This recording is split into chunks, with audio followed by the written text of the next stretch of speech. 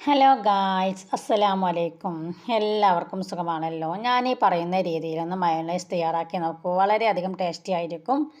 ഒരു മിക്സിയുടെ ജാറെടുത്ത് അതിലേക്ക് 10 അല്ലി വെളുത്തുള്ളി, ചെറുതായിട്ടൊന്ന് തിളപ്പിച്ചെടുത്ത ഒരു എഗ്ഗ്, ഒരു പുഴുങ്ങിയ potato,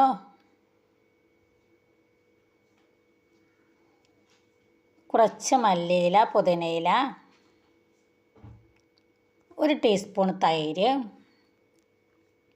2 table spoon sunflower oil എന്നിവ ചേർത്ത് കൊടുത്ത് നമുക്ക് നല്ല ഫൈനായിട്ടൊന്ന് അടിച്ചെടുത്ത് കൊണ്ടുവരാം.